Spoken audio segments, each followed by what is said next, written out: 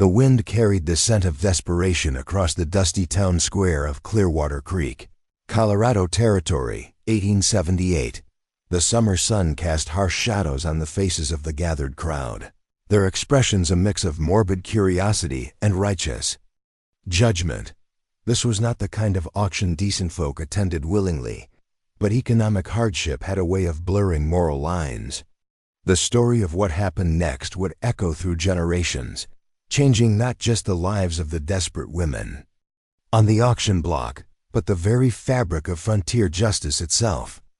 Before we jump back in, tell us where you're tuning in from, and if this story touches you, make sure you're subscribed, because tomorrow I've saved something extra special for you. Hannah and Emma Reid stood side by side on the wooden platform, their identical faces pale against the backdrop of the weathered courthouse. At 20 years old, the twins carried themselves with a quiet dignity that their circumstances couldn't diminish. Both wore simple cotton dresses that did little to hide their condition. Each was heavy with child, perhaps 6 months along. Between them stood their younger sister Clara, 18 years old and blind since birth, her unseeing eyes somehow still reflecting the same quiet strength as her siblings. Her slender fingers gripped a worn walking stick in one hand while the other held firmly to Emma's arm. Their honey-colored hair, once neatly braided, now hung loose around their shoulders. The twins' blue eyes held a defiance that spoke of Scottish heritage and stubborn resilience, while Clara's milky white eyes seemed to look beyond their immediate troubles to something distant and unseen. The auctioneer, a barrel-chested man named Hiram Watts, wiped sweat from his ruddy face as he shuffled through his papers. His voice carried the practiced tone of someone who'd sold everything from cattle to human dignity without missing a beat. "Ladies and gentlemen," Watts called out, his voice cutting through the murmur of the crowd. "We have here the Reid sisters, twin daughters and the blind youngest of the late Samuel Reid. God rest his soul. Fine stock, these three. The twins are good breeders, as you can plainly see. Strong backs, willing workers. And the blind one, well, she's handy with needlework despite her affliction. Starting bid is $20 for the lot." Hannah's jaw tightened at the crude assessment. She squeezed Emma's hand, feeling her sister's fingers tremble despite her outward composure. Clara stood motionless, her face turned slightly upward as if listening to something only she could hear. They'd known this day would come ever since. Their father's modest ranch had been seized for unpaid debts. The territorial government had been swift and merciless, pay up or be sold to cover the obligations. With no family to claim them and no money to their names, they'd become property of the state. The crowd shifted uncomfortably. Most had come out of curiosity rather than intent to bid. Buying pregnant women was a complicated business. You got the labor but also inherited the burden of caring for infants. Add a blind sister, and that was triple the risk, triple the expense. A shopkeeper from the west end of town raised his hand half-heartedly. 25, 30, came another voice. This one from a saloon owner whose reputation clung to him like the smell of cheap whiskey. Emma's free hand moved protectively to her swollen belly. She'd felt the baby move restlessly all morning, as if sensing the tension in the air. Beside her, Hannah stood straighter, her chin raised in silent defiance. Clara remained still, but her knuckles whitened around her walking stick. They'd made a pact weeks ago. Whatever happened, they'd face it together. They'd survived their father's decline into drink after their mother's death, endured the harsh realities of frontier life, and Clara had overcome a world of darkness to become skilled with her hands. They could survive this too. The bidding crept upward with agonizing slowness. 40, 45. The saloon owner dropped out with a disgusted wave of his hand. A rancher from the outskirts considered the trio with calculating eyes before shaking his head and walking away. The shopkeeper remained, but his enthusiasm was waning. $50, Watts called out, his voice growing impatient. Surely these fine specimens are worth more than $50. Look at them. Healthy young women, two already proving their fertility. And the blind one can earn her keep with sewing and such. Think of the workers you'll gain in years to come. Hannah felt bile rise in her throat at the crude assessment. They weren't livestock to be bred and worked until they dropped. They were human beings with dreams, fears, and a desperate desire to raise their children with dignity. But in this place, at this moment, they were nothing more than assets to be liquidated. The heat was becoming unbearable. Emma swayed slightly, her face growing paler by the minute.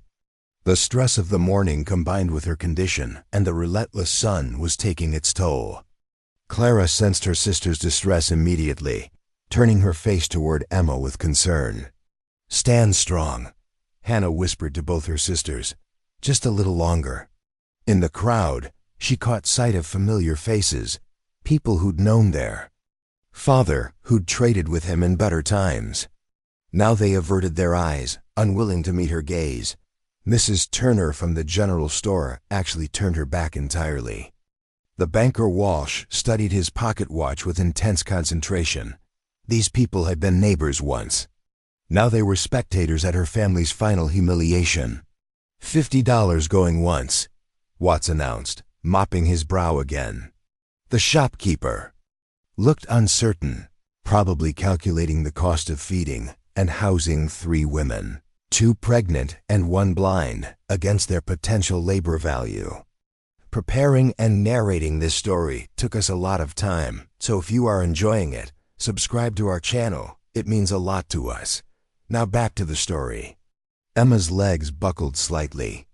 Clara's hand shot out with surprising accuracy, finding Emma's arm to help steady her. Hannah wrapped an arm around Emma's waist, supporting her weight while trying to maintain her own composure. They couldn't show weakness now. Not here. Not in front of these people who already saw them as broken, desperate creatures. The silence stretched on, heavy and oppressive. Watts raised his gavel, preparing to call the sale. $50 going twice. That's when the voice cut through the dry mountain air like a knife through butter. $200. The crowd turned as one, craning to see who had spoken. The voice had come from the edge of the gathering, clear and steady, carrying an authority that made people step aside without thinking. Through the parting crowd walked a woman who commanded attention without trying. She was tall and lean, with the kind of sun-weathered face that spoke of years under the open sky. Her auburn hair was streaked with silver and pulled back in a practical braid that hung down her back. Her eyes were a striking amber, the color of autumn leaves, watchful and intelligent. She wore practical clothes, a simple riding skirt, a crisp white shirt, and a leather vest. Sturdy boots that had seen many miles carried her forward with purpose. There was nothing flashy about her, nothing that screamed wealth or power. Yet something in her bearing made the crowd fall silent. Watts nearly dropped his gavel. "Did you say $200, Miss Blackwood?" "Elizabeth Blackwood," she replied, her voice carrying clearly in the sudden hush. "And yes, 200. For all 3, the shopkeeper sputtered in protest. "Now see here, that's hardly fair. I was bidding in good faith." Elizabeth Blackwood's gaze shifted to the shopkeeper, and something in those amber eyes made the man's words die in his throat. "Were you planning to outbid me, Mr. Cooper?" she asked quietly. Cooper looked down at his feet, mumbling something about highway robbery and unfair practices, but he didn't raise his hand again. Hannah stared at the stranger who had just changed their fate with 2 words and a sum of money that seemed impossibly large. $200 was more than most men in the territory made in 3 months of hard labor. Who was she? What did she want with them? And perhaps most importantly, what would she expect in return for such a vast expenditure? Watts, still in shock at the windfall, managed to stammer out the closing. $200 going once, going twice. Sold. To Miss Elizabeth Blackwood. The gavel fell with a sharp crack that seemed to echo through Hannah's chest. It was done.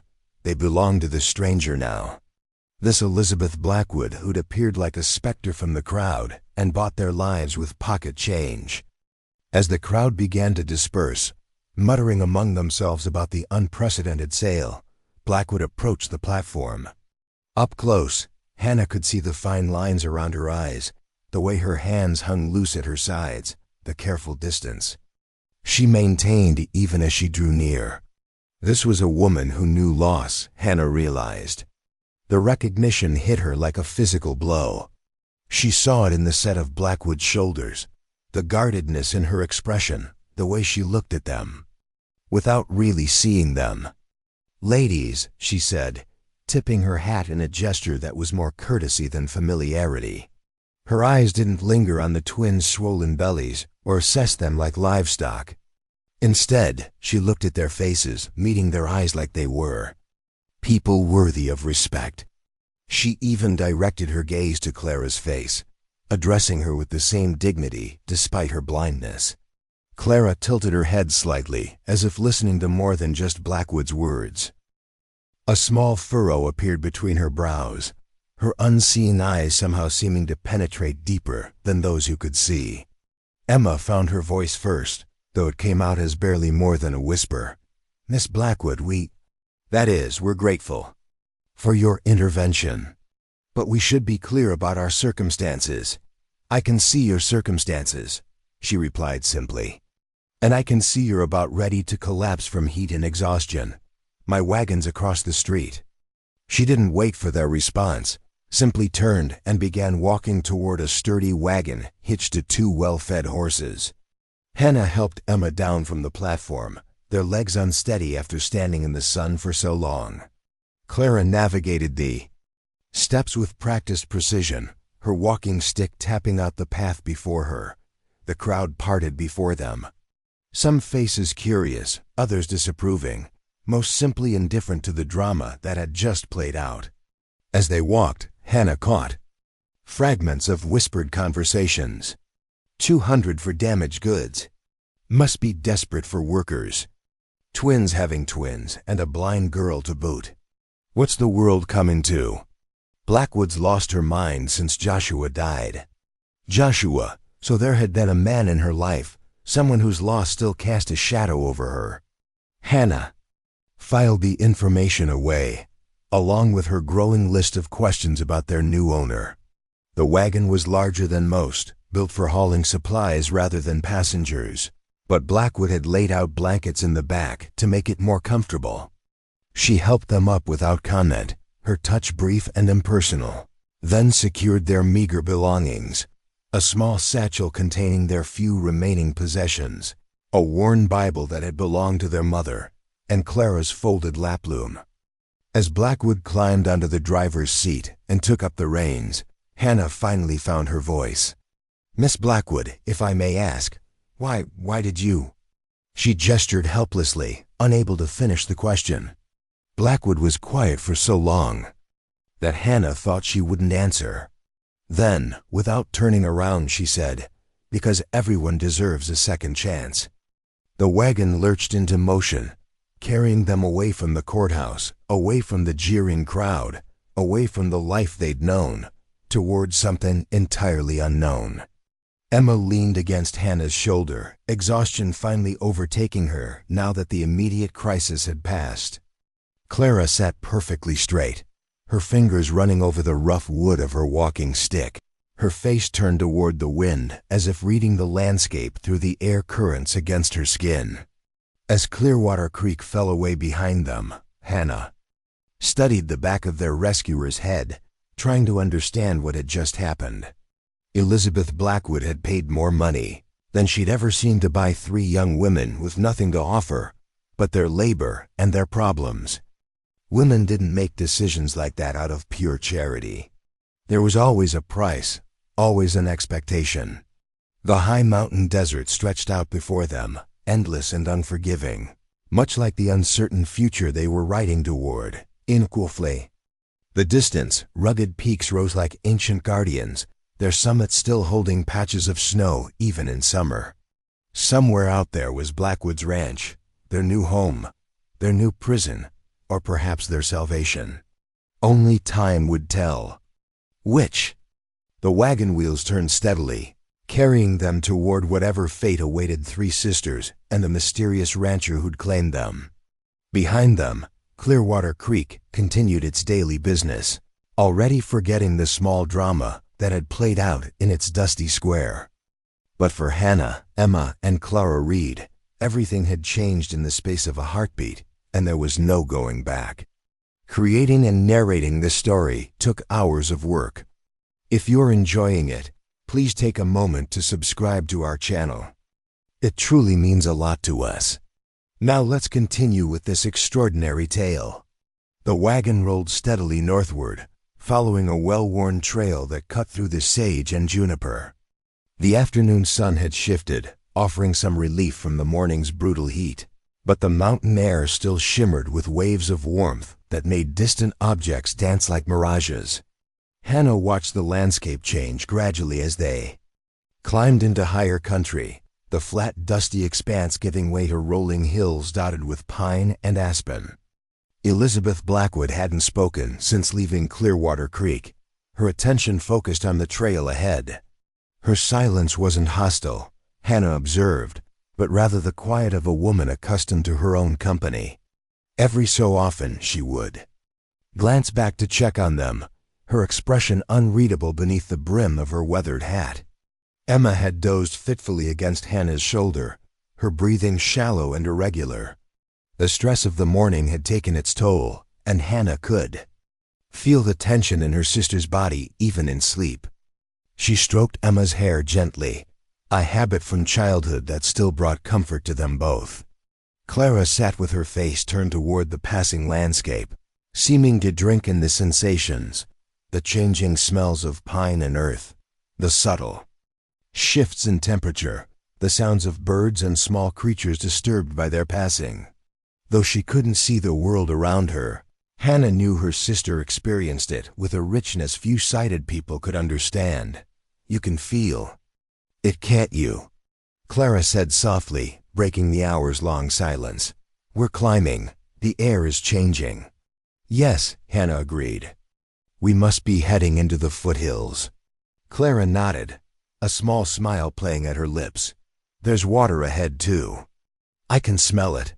A creek, maybe a small river.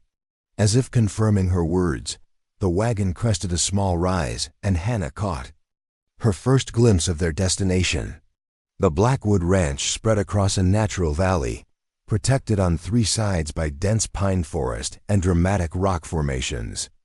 A clear stream cut through the property, its banks lined with cottonwoods and willows that swayed gently in the afternoon breeze.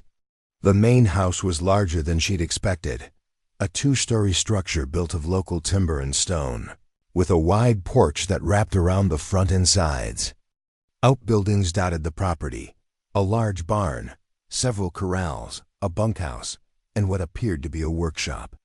But it was the gardens that caught Hannah's attention.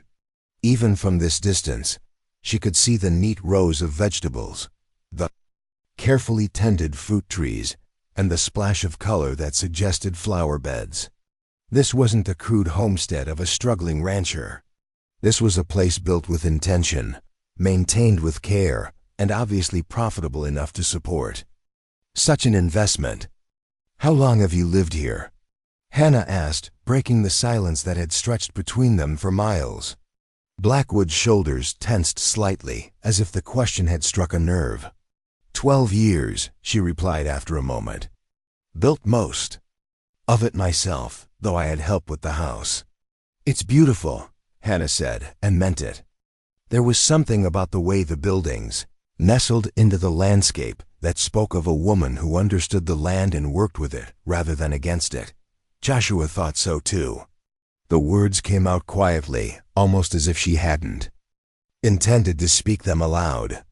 Emma stirred at the sound of voices, blinking slowly as she took in their surroundings. Oh my, she breathed, her Scottish accent more pronounced in her drowsiness. It's like something from a fairy tale. Blackwood's laugh was short and bitter. Fairy tales have happy endings, Miss Reid. This is just a ranch. As they drew closer, Hannah could make out more details. The corral held sleek horses rather than the scrubby mustangs common to most frontier ranches. The barn was freshly painted, its doors hung true and straight. Even the fencing was in excellent repair, speaking of attention to detail that went beyond mere necessity. A man emerged from the barn as they approached, tall and broad-shouldered with skin darkened by years of outdoor work. His black hair was streaked with silver, and his face bore the weathered lines of someone who'd spent a lifetime reading the sky for weather signs.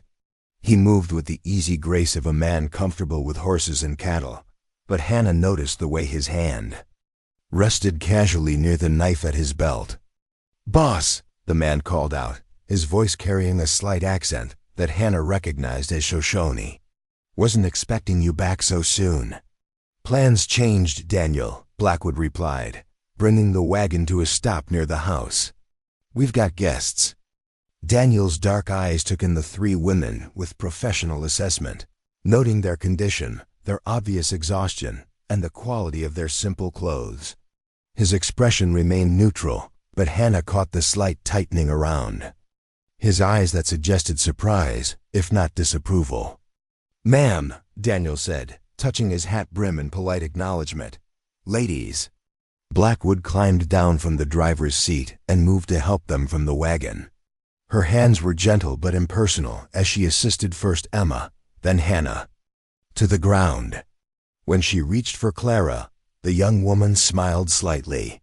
"I can manage, thank you," she said, using her walking stick to find the edge of the wagon before sliding down with practiced ease. "Just tell me where the ground changes." Blackwood seemed momentarily taken aback by Clara's independence, then recovered quickly. 3 steps forward, then down 2 inches to packed earth. Clara nodded her thanks and navigated the transition perfectly. "Sarah," Blackwood called toward the house. "Sarah, we need you." The front door opened, and a woman emerged, wiping her hands on a flour-dusted apron. She was perhaps 50, with salt and pepper hair pulled back in a practical bun and warm brown eyes that missed nothing. Her dress was simple but well made, and she moved with the efficient grace of someone accustomed to managing a large household. "Good heavens, Elizabeth," she breathed, taking in the sight of the 3 young women, her eyes widening at the twins' condition. "What have you done?" "What needed doing," Blackwood replied simply. "They'll need rooms, food, and probably the doctor. Can you manage that?" Sarah's expression shifted from surprise to determination in an instant. "Of course. Come, girls, you look ready to drop where you stand."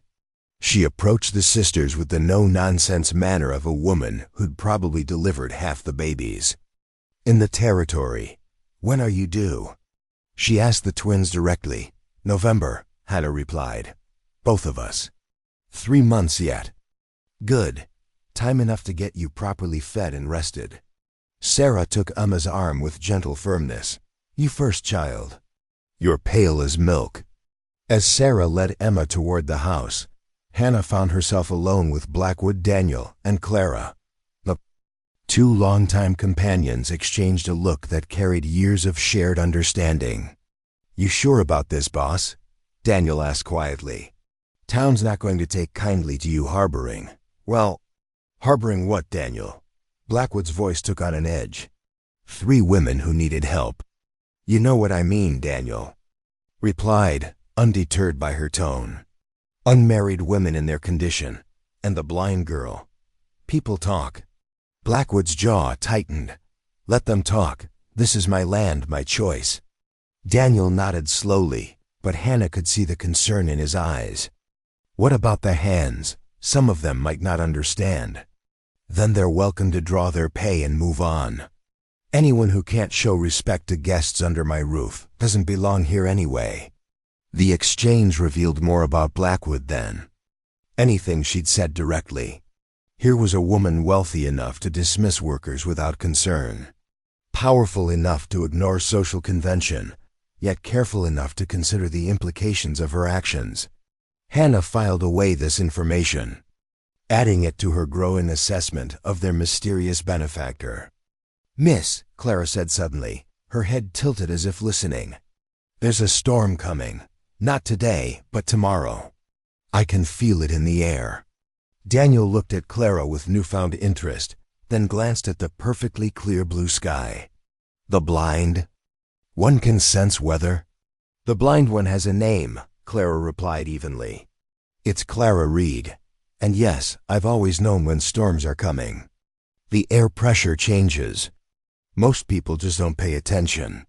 She's right, Blackwood said, studying the distant mountains. There's a bank of clouds building behind the western ridge. We'll have rain by tomorrow evening. She turned to Daniel. Make sure the south pasture herd is moved to higher ground, just in case. Daniel nodded, clearly reassessing Clara in light of her proven skill. Yes, boss. He touched his hat brim again and headed back toward the barn. Miss, Sarah's voice called from the doorway. Your sister is asking for you. Hannah hesitated, looking at Clara. Go, Clara said with a small smile. I'll be fine. Miss Blackwood and I have things to discuss. Hannah followed Sarah into the house, her eyes adjusting to the cooler interior. The main room was spacious and well-appointed, with furniture that spoke of quality rather than ostentation. A large stone fireplace dominated one wall, its mantel adorned with carefully arranged books and a few small photographs. The floors were polished wood, covered with colorful rugs that looked hand-woven. But it was the silence that struck Hannah most forcefully. Not the comfortable quiet of a well-run household, but the deeper silence of a place where laughter had once lived, but no longer did. There were subtle signs everywhere. A man's hat hanging on a peg by the door, as if waiting for its owners. Return. A pair of boots, much too large for a woman, neatly placed beside the hearth. A pipe rack on a side table, the pipes still in place but long unused. This way, Sarah said, leading her down a hallway lined with more photographs. Hannah caught glimpses of a younger Blackwood standing beside a tall man with kind eyes and a ready smile. The man appeared in multiple images, chopping wood, building a fence, standing proudly beside a magnificent bay horse. Joshua, Hannah realized. This was the man whose name had made Blackwood's voice go quiet and distant. Sarah stopped at a door near the end of the hallway. Your sister is here. I've given you the room next door, and Clara will have the one across the hall. All have windows facing east. Morning light is good for the spirit. Hannah entered to find Emma already settled on a comfortable bed, her shoes removed and a light blanket pulled over her legs. The room was simply furnished but comfortable, with a washstand, a writing desk, and a rocking chair positioned near the window. Hannah, Emma said, relief evident in her voice. Sarah says we're to stay as long as we need. She's bringing food and hot water for washing. That's very kind, Hannah replied, though she couldn't shake the feeling that there was more to their situation than simple charity. Women like Blackwood didn't spend $200 without expecting something in return. Sarah bustled in carrying a tray laden with food, fresh bread, sliced ham, cheese, and fruit that looked impossibly fresh for the high mountain climate. Behind her came a young Native American woman carrying a pitcher of hot water and clean towels. Eat first, Sarah instructed, then rest. Tomorrow we will talk about what comes next. As the women left them alone, Hannah settled into the chair beside Emma's bed and watched her sister eat with the first genuine appetite she'd shown in weeks. The food was excellent, far better than anything they'd had since their father's death. And Hannah found herself wondering again about Blackwood's true circumstances. What do you think she wants from us? Emma asked quietly, echoing Hannah's thoughts. I don't know, Hannah admitted. But Sarah called her Elizabeth, not Miss Blackwood. And that man, Daniel, they talked like old friends, not employer and employee. Maybe she's just lonely, Emma suggested. This house feels empty, like it's waiting for something. Hannah nodded, thinking of the photographs in the hallway, the man's hat by the door, the unused pipes on the side table. Her husband died, Joshua, his name was. How do you know? She mentioned him when we first saw the ranch, and there are pictures everywhere. He looked happy. Emma was quiet for a moment, her hand resting on her swollen belly. Maybe that's why she helped us. Maybe she knows what it's like to lose everything. Before Hannah could respond, there was a soft knock at the door. "Come in," Emma called. Clara entered, her walking stick tapping lightly on the wooden floor as she navigated the unfamiliar room. Her face was flushed with excitement, her milky eyes somehow brighter than before. "You won't believe it," she said, finding her way to the bed and sitting beside Emma. "Miss Blackwood has a workshop, a proper woodworking shop, and she's offered to teach me." "Teach you woodworking?" Hannah asked, surprised. "But Clara, you can't see?" Clara finished for her. "No, but I can feel. Miss Blackwood says many of the finest woodworkers rely more on touch than sight anyway. She says I might have an advantage, actually." The enthusiasm in Clara's voice was something Hannah hadn't heard in months, perhaps years. Since their father's decline, Clara had retreated into herself, her world growing smaller as their prospects dimmed. Now suddenly there was a spark of the curious, determined girl she'd been before. "That's wonderful," Emma said, squeezing Clara's hand. "But are you sure it's safe?" "Miss Blackwood says we'll start with simple tools and basic techniques. She won't let me near the saws until I've mastered the fundamentals." Clara's fingers moved excitedly, miming the action she'd soon learn. Can you imagine it? Me, creating something beautiful that people can see and touch, even though I can't see it myself. Hannah felt a knot in her throat at her sister's joy. Whatever Elizabeth Blackwood's motives might be, she'd already given Clara something precious, a reason to hope again. Another knock interrupted their conversation.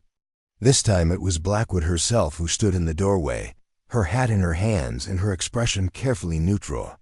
"I wanted to check that you're settling in all right," she said. "Sarah can be intense when she takes someone under her wing." "She's been wonderful," Hannah assured her. "We can't thank you enough for your kindness." "No need for thanks," Blackwood replied. "I meant what I said earlier. Everyone deserves a second chance." "Miss Blackwood," Emma said gently, "we need to be honest about our situation. We have number money to repay you, no family to vouch for us. We understand that you've bought our indenture contracts, and we're prepared to work to earn our keep. But you're both expecting children in 3 months, Blackwood finished. "I know. I was there, remember?" "Then why?" Hannah asked, the question that had been burning in her since the auction finally breaking free. Why spend so much money on 3 women who can't possibly earn back their purchase price? Blackwood was quiet for a long moment, her amber eyes distant as she looked out the window toward the mountains. When she finally spoke, her voice was barely above a whisper. "Because 5 years ago, my husband Joshua was carrying our daughter home from town during a blizzard. Their horse spooked at a fallen tree. They were thrown into a ravine." She paused, her knuckles white where they gripped her hat. "I found them 3 days later, after the storm cleared. He'd wrapped her in his coat, trying to keep her warm. It wasn't enough." The silence that followed was profound, heavy with shared grief and understanding. Hannah felt tears prick her eyes as she saw the pain that Blackwood carried, the guilt that had carved itself into the lines around her eyes. "I couldn't save them," she continued, "but maybe I can help you bring your children safely into the world. Maybe that's worth $200. Clara reached out instinctively, her hand finding Blackwood's where it rested on the doorframe. "We're so sorry for your loss." Blackwood looked down at Clara's hand on hers, and for a moment, her carefully maintained composure cracked. Then she gently pulled away, her emotional walls rebuilding themselves brick by brick. "Get some rest," she said, her voice returning to its earlier neutral tone. "Tomorrow we'll discuss the arrangements. You'll earn your keep, make no mistake, but there's time enough for that when you're all recovered." She left them alone with their thoughts and the growing realization that Elizabeth Blackwood was far more complicated than she appeared. She wasn't just a wealthy rancher who'd made an impulsive charitable gesture.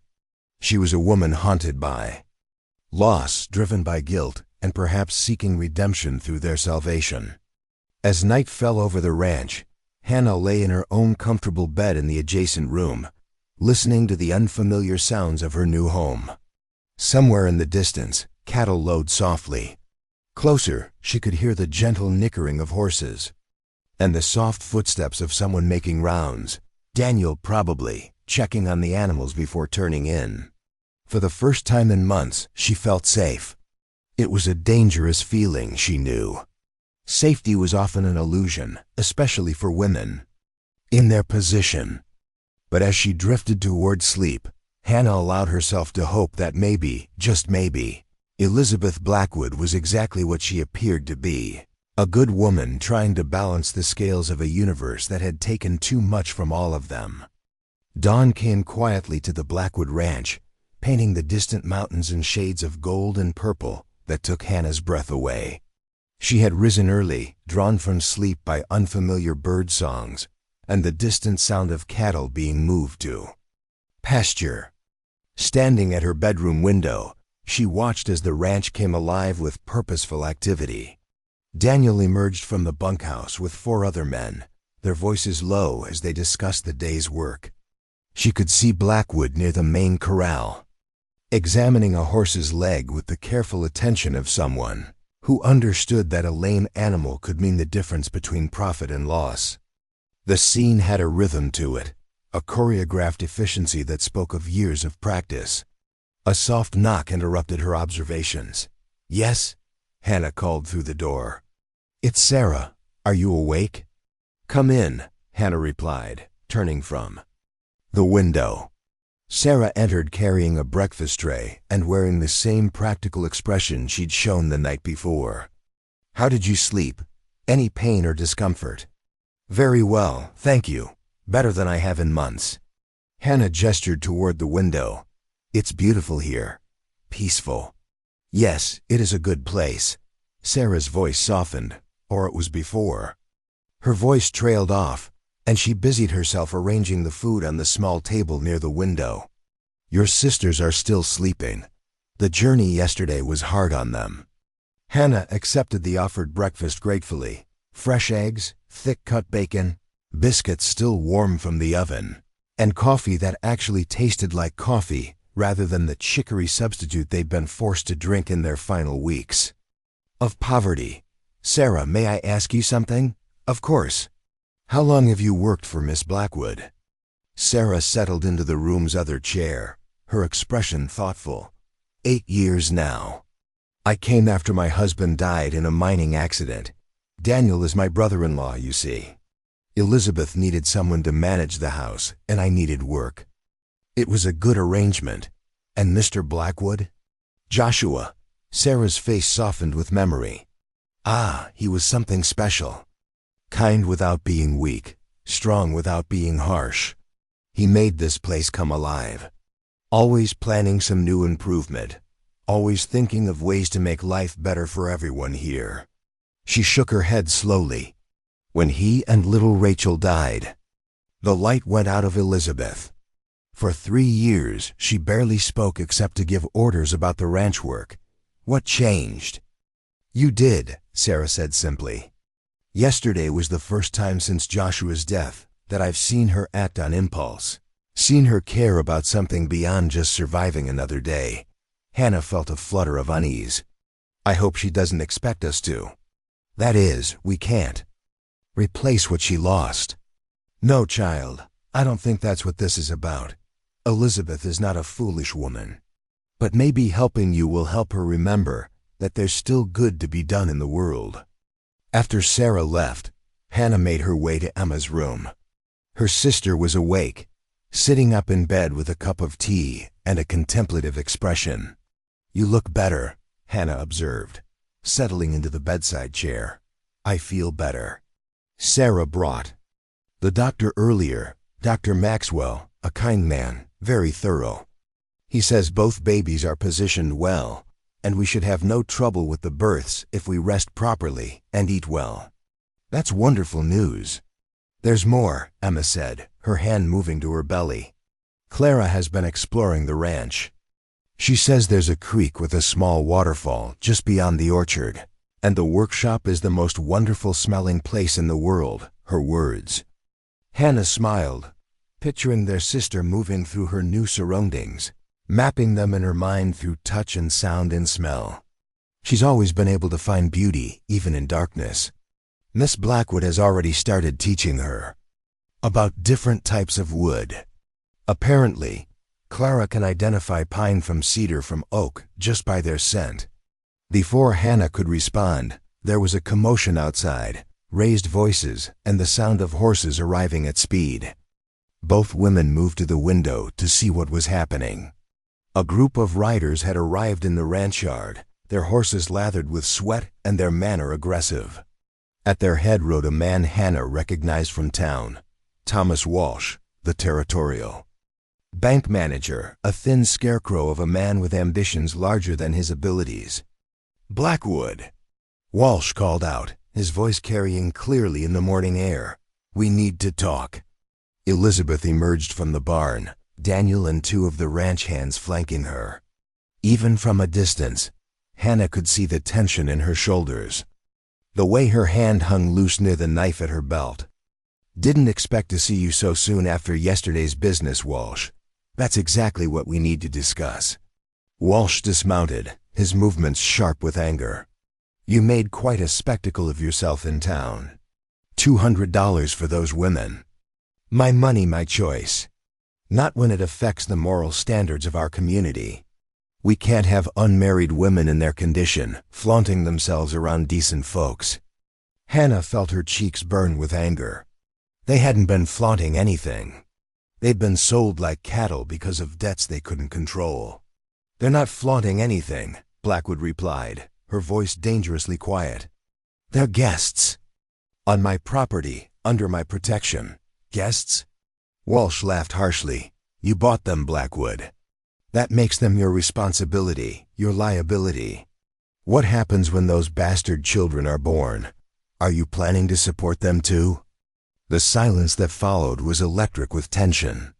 Daniel's hand moved toward his weapon, and Hannah could see the ranch hands spreading out slightly, creating better defensive positions without appearing to do so. "Those children," Blackwood said with deadly calm, "will be welcome here as long as their mothers choose to stay. And I'd be careful with your language, Walsh. I'm not in a charitable mood today. This isn't over, Blackwood. The territorial governor has standards to maintain. We can't have respectable communities corrupted by—" Walsh gestured vaguely toward the house. "Get off my land," Blackwood said simply. "Now." Walsh remounted with obvious reluctance, his face flushed with anger. "You're making a mistake, Blackwood. A big one. This territory is changing, becoming civilized. Women like you harboring women like that, it won't be tolerated much longer." After the unwelcome visitors departed, Hannah and Emma remained at the window, watching as Blackwood and her men discussed the confrontation in low voices. Finally, Elizabeth looked up toward their window, seeming to sense their observation. She touched her hat brim in acknowledgement before turning back to her work. "We're causing her trouble," Emma said quietly. "We didn't ask to be bought at auction." Hannah replied, though she felt the same concern. "But you're right. Our presence here is going to complicate her life." Sarah appeared in the doorway, having obviously witnessed the scene. "Don't worry about Walsh. He's been looking for ways to bring Elizabeth down for years. Jealous of the ranch's success, I think. But we are making things difficult for Miss Blackwood," Hannah protested. "Child, Elizabeth Blackwood has been making her own decisions for 40 years. If she says you're welcome here, then you're welcome." The day stretched endlessly as they waited for news. Hannah found herself unable to concentrate on any task, constantly listening for the sound of hoofbeats that might signal the rider's return. Emma tried to maintain normal routines, but Hannah could see the worry in her sister's eyes. It was Daniel who brought the first update, arriving alone in late afternoon with dust coating his clothes and exhaustion lining his face. "We found most of them," he reported, accepting Sarah's offer of food and water. "About 20 head are still missing, probably pushed deeper into the canyon by whoever did this. Elizabeth and 2 of the boys are still tracking them. Any sign of who was responsible?" Hannah asked. Daniel's expression darkened. "Boot prints near the cut fence, and we found this." He produced a silver button from his pocket, the kind used on military-style jackets. Territorial militia uses buttons like this. The implications hung heavy in the air. If territorial authorities were behind the sabotage, this was far more serious than simple harassment. It suggested an organized effort to drive Elizabeth from her land or force her to abandon her protection of the sisters. "What does this mean for Miss Blackwood?" Clara asked quietly. "It means she's made enemies in high places," Daniel replied. "And those kinds of enemies don't give up easily." Elizabeth didn't return until well after dark, leading a small group of recovered cattle and wearing the grim expression of a woman who'd spent 12 hours dealing with deliberate malice. Hannah watched from the kitchen window as she saw to her horse's care before finally making her way to the house. She met Elizabeth at the door with hot coffee and a plate of food Sarah had kept warm. Elizabeth accepted both gratefully, settling into a chair at the kitchen table with a weariness that went beyond physical exhaustion. "How bad is it?" Hannah asked gently. "Could have been worse. We got most of them back. Lost maybe 15 head to the canyon country." She sighed deeply. "But it's not really about the cattle." "What do you mean?" Elizabeth looked up at her with eyes that had seen too much. "Whoever did this knows my routines, knows which fences to cut to cause maximum damage. This wasn't random vandalism.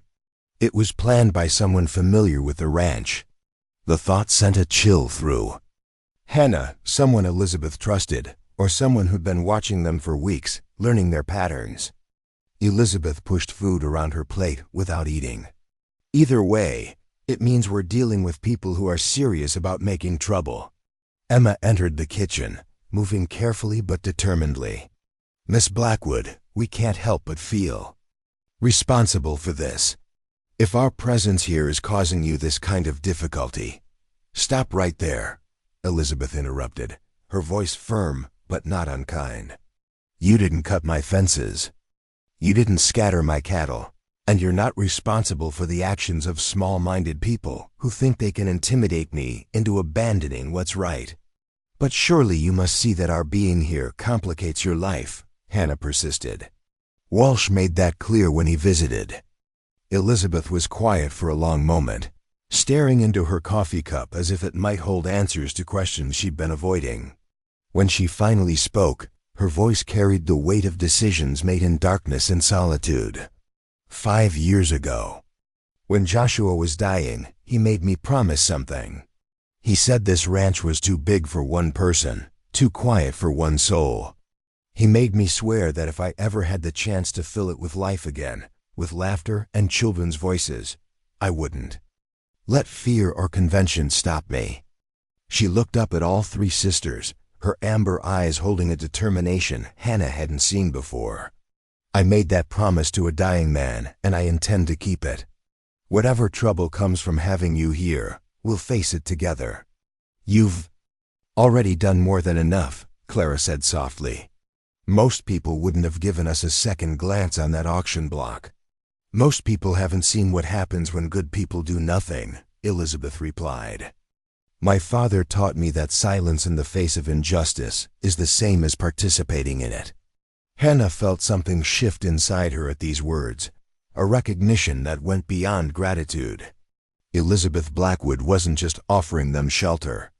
She was standing with them against a world that had deemed them unworthy of basic dignity. "What will you do if they come back?" Emma asked, her hand moving protectively to her belly. "We'll be ready," Elizabeth said simply. "Daniel's organizing the men to take night watches. I've sent word to friendly ranchers to be on alert. And tomorrow, I'm taking Clara into town. Town? Clara's voice held a note of anxiety. Why? Because they need to see you're not hiding, Elizabeth explained. They need to understand that this ranch and everyone on it stands in the light, not the shadows. We have nothing to be ashamed of. Won't that be dangerous? Hannah asked. Living in fear is dangerous, Elizabeth countered. Letting bullies dictate how we live is dangerous.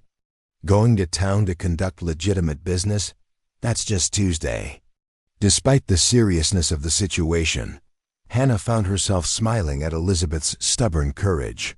It reminded her of their mother, who had faced frontier hardships with the same unyielding strength until consumption had taken her 5 years ago. Later that night, as the ranch settled into an uneasy quiet, Hannah heard soft footsteps in the hallway. She opened her door to find Clara, her nightgown ghostly in the darkness, her walking stick tapping lightly on the wooden floor. I couldn't sleep, Clara whispered. The house feels watchful tonight. Hannah understood what her sister meant. The attack on the ranch had changed the atmosphere, turning their sanctuary into something more precarious. Come sit with me, Hannah offered, leading Clara to the window seat. The moon is nearly full. The mountains look like they're carved from silver. Clara settled beside her, turning her face toward the cool glass. Do you think we made a mistake coming here? I don't think we had much choice at the auction block. No, but we could leave now. Make our own way somewhere else, somewhere that wouldn't bring trouble to Miss Blackwood. Hannah considered this seriously. Where would we go? 2 pregnant women and a blind sister, with no money and no connections? The territory isn't kind to women alone.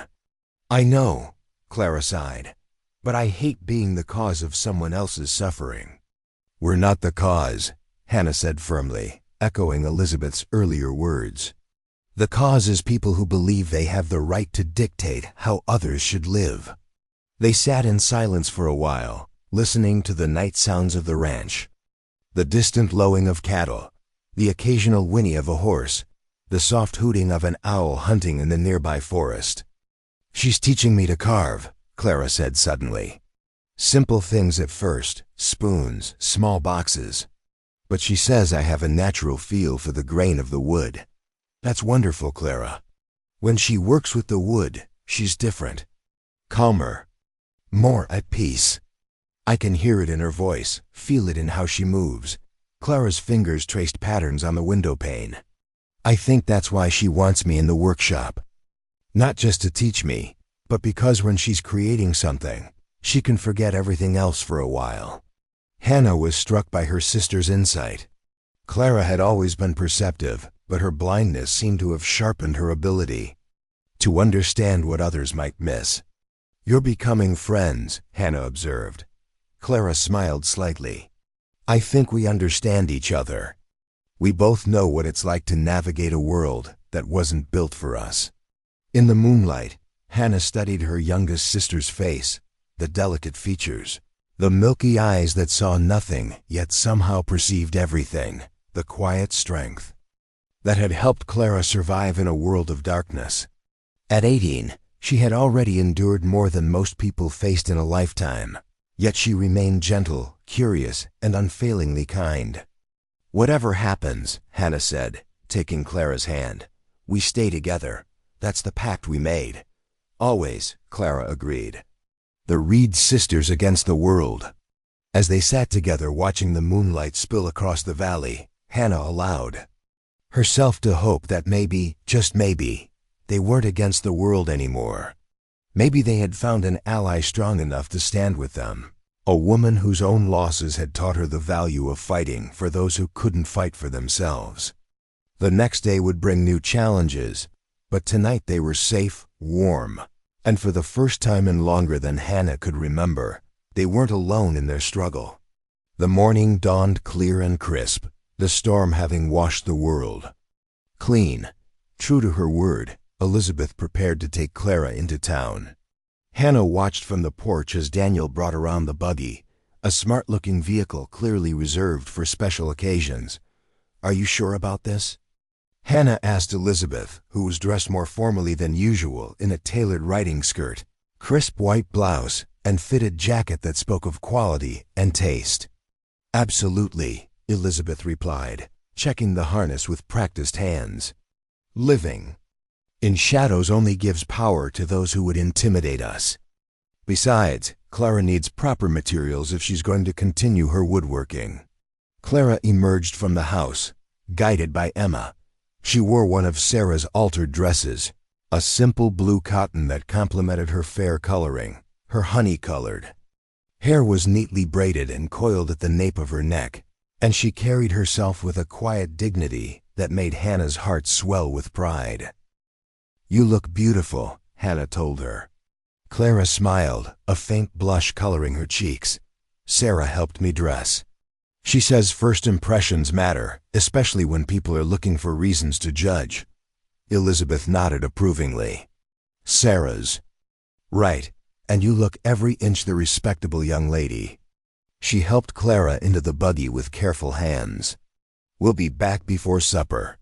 If Walsh or any of his cronies show up, Daniel has instructions." Hannah watched them drive away, a mixture of anxiety and hope churning in her stomach. Part of her feared what might happen in town, where public opinion had already been poisoned against them. But another part recognized the wisdom in Elizabeth's approach. Hiding would only feed the rumors and give credence to the idea that they had something to be ashamed of. "She's doing the right thing," Emma said, joining Hannah on the porch. "Clara needs to feel useful, not hidden away like something shameful." "I know," Hannah agreed. "I just worry." "Elizabeth can handle herself," Daniel assured them as he passed by with a load of fence posts.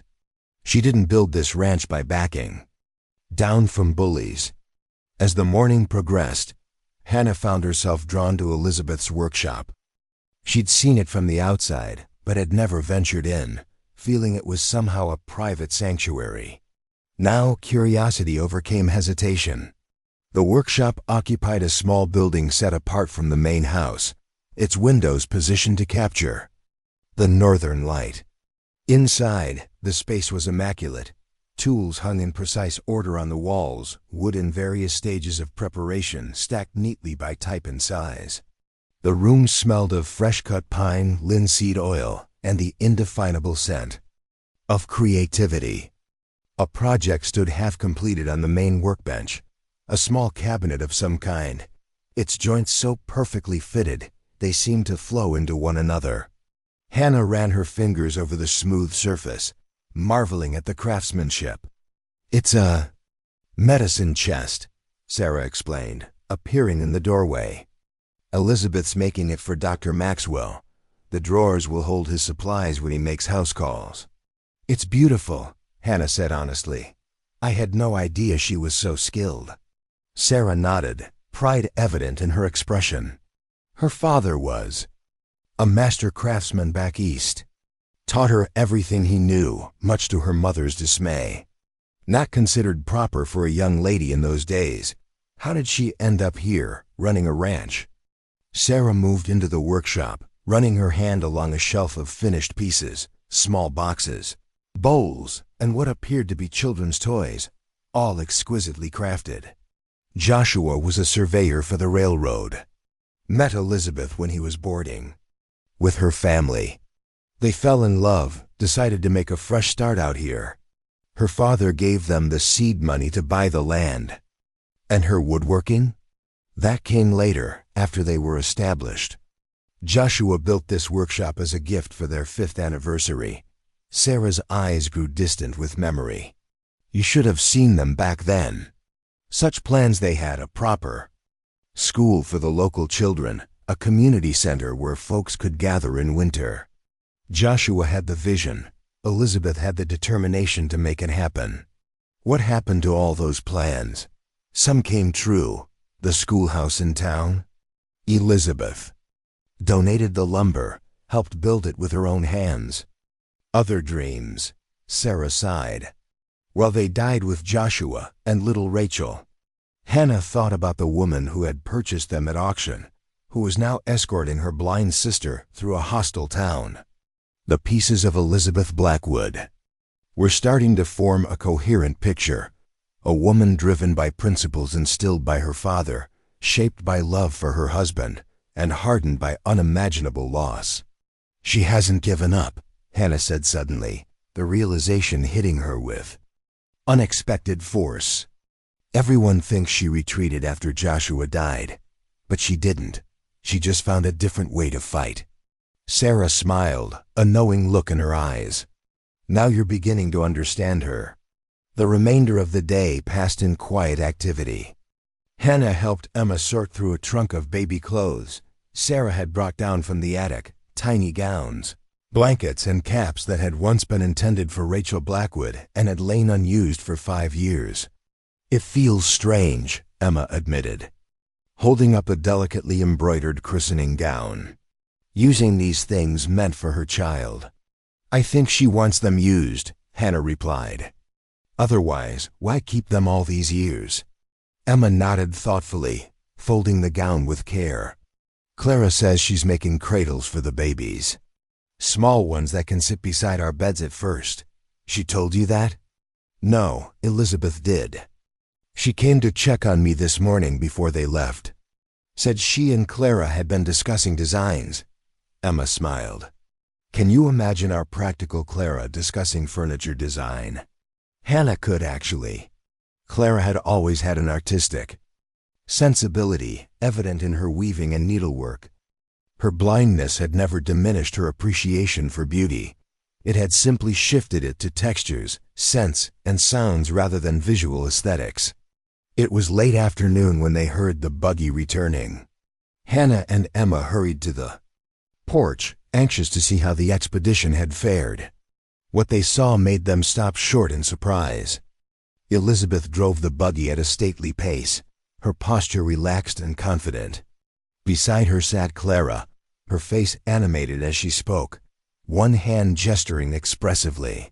But it wasn't their demeanor that caused Hannah's jaw to drop. It was the packages and parcels filling the back of the buggy, far more than simple woodworking supplies would require. What in the world? Emma murmured. Elizabeth brought the buggy to a stop, a smile playing at the corners of her usually stern mouth. Ladies, I believe we've had a successful outing. Clara turned toward the sound of her sister's footsteps, her face alight with excitement. Hannah, Emma, you won't believe what happened. Daniel appeared to help unload the buggy, his eyebrows rising at the quantity of goods. Looks like you bought out half the town, boss. Not quite half, Elizabeth replied dryly. Though we did make quite an impression at Miller's General Store. Clara could barely contain herself as she was helped down from the buggy. We went everywhere, the general store, the milliners, even the bookshop, and people were kind, Hannah. Not everyone, but many. Kind? Hannah echoed, bewildered. This was not the reception she had expected. Mrs. Hollister met us in town, Elizabeth explained, handing packages to Daniel. Apparently, she'd spent the morning visiting key members of the community, including Pastor Fletcher's wife and old Mrs. Miller, who practically runs the Ladies' Aid Society. By the time we arrived, Clara continued, half the town had heard that I was a gifted craftswoman studying under the renowned Elizabeth Blackwood, and that my unfortunate sisters had been victims of circumstance rather than moral failing. Hannah looked at Elizabeth in amazement. You planned this? Mrs. Hollister planned it, Elizabeth corrected. I merely provided the opportunity. Never underestimate the power of giving people a story they can accept. And the packages? Well, that was unexpected, Elizabeth admitted. Once Clara demonstrated her ability to identify different woods by touch and smell. Mr. Jenkins at the lumber yard was so impressed he insisted on giving her a selection of exotic samples. Then Mrs. Miller decided your impending motherhood required proper layette sets, and somehow we ended up with fabric, notions, and enough yarn to knit blankets for 10 babies. And books, Clara added excitedly. Elizabeth bought books to read to us in the evenings, stories and poetry and history. Hannah felt tears pricking her eyes at this unexpected bounty, this evidence that not everyone in the territory viewed them with contempt. I don't know what to say. Say you'll help unload this buggy before Daniel throws his back out, Elizabeth suggested practically, though her eyes held a warmth Hannah hadn't seen before. That evening, the mood at the ranch was lighter than it had been since their arrival. Clara regaled them with tales of their adventures in town, her face animated as she described the different shops they had visited and the people they had met. Elizabeth added occasional dry observations that had them all laughing. And then, Clara said, barely containing her giggles, Mr. Peterson from the bank comes rushing over, all importance and bluster, clearly intending to make a scene. But before he can open his mouth, Mrs. Hollister says, "Ah, Peterson, how fortunate. I was just telling Miss Reid about your wife's magnificent contribution to the Harvest Festival last year. Wasn't it your Charlotte who made those delightful apple dumplings?" The poor man didn't know what to do, Elizabeth continued, amusement dancing in her eyes. Caught between wanting to denounce us and not wanting to offend Mrs. Hollister, who happens to hold the mortgage on his house. "What did he do?" Emma asked, leaning forward. He stammered something about apple dumplings indeed being his wife's specialty, managed a stiff nod, and retreated in confusion. Elizabeth's smile was satisfied. Eleanor Hollister is a force of nature when she decides to champion a cause. But not everyone was convinced, Hannah observed, noting the careful way Elizabeth had directed the conversation toward the positive encounters. Elizabeth's expression sobered. No, not everyone. Walsh and his particular friends made themselves scarce, which was probably for the best. And there were whispers, of course. There always are. But we made a beginning. A beginning of what? Emma asked. Of changing the story, Elizabeth replied. People fear what they don't understand, judge what they haven't experienced. Today, Clara wasn't just a blind girl, or you two weren't just unwed mothers. You became real people with skills and hopes and dignity. Clara nodded thoughtfully. It's like working with wood. You don't force it to be something it's not. You find the beauty that's already there and help others see it. Elizabeth looked at Clara with surprise and genuine respect. That's exactly right. You understand more than most with perfect vision. The conversation continued late into the evening, a sense of camaraderie building among them that transcended their unusual circumstances. For the first time, Hannah felt they were not just recipients of charity, but participants in something meaningful, a quiet revolution against prejudice and small-mindedness. Later, as Hannah prepared for bed, Elizabeth knocked softly at her door. "May I speak with you a moment?" she asked. "Of course." Hannah invited her in, curious about this unexpected visit. Elizabeth seemed uncharacteristically hesitant, standing just inside the door with her hands clasped before her. Today was important, but it won't change everything. Walsh and his supporters won't give up easily. "I understand," Hannah said. "We're prepared for more difficulty. Are you?" Elizabeth's amber eyes studied her intently. "Because I received word in town today. The territorial governor is sending an inspector to investigate moral conditions at frontier ranches. Supposedly it's a general review, but Mrs. Hollister's sources say we're the primary target." Hannah felt a chill of apprehension. "When?" "Within the week, most likely. I need to know if you're prepared for this kind of scrutiny. It won't be pleasant." Hannah straightened her spine, meeting Elizabeth's gaze directly. "We've endured public auction, Miss Blackwood. I think we can endure an inspection." A smile ghosted across Elizabeth's face. "I believe you can. But there's something else I want to discuss." She hesitated, then plunged ahead. "I've had papers drawn up by my lawyer in Denver. They transfer partial ownership of this ranch to you and your sisters." Hannah stared at her in shock. "What? But why would you?" "Because ownership changes everything," Elizabeth interrupted. An inspector questioning indentured servants is one thing. Questioning property owners is quite another. The territorial government is very respectful of property rights. But that's too much, Hannah protested. We've done nothing to earn such a gift. It's not a gift, Elizabeth said firmly. It's strategy. And it's not as altruistic as you might think. I'm not getting any younger, Hannah. This place is too big for one person to manage alone. Your sisters have skills this ranch needs. Clara's developing craftsmanship. Emma's head for figures.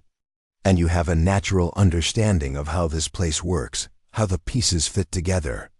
Hannah shook her head, overwhelmed by the proposition. This is your home, your legacy. Yes, Elizabeth agreed quietly. And I get to decide what happens to it. Joshua and I built this place to be more than just a successful ranch. We wanted it to be a community, a place where people could find their footing and build something worthwhile. She moved to the window, looking out at the moonlit ranch yard. For 5 years, I've just been maintaining what we built. Not growing, not building, just existing. That's not what he would have wanted.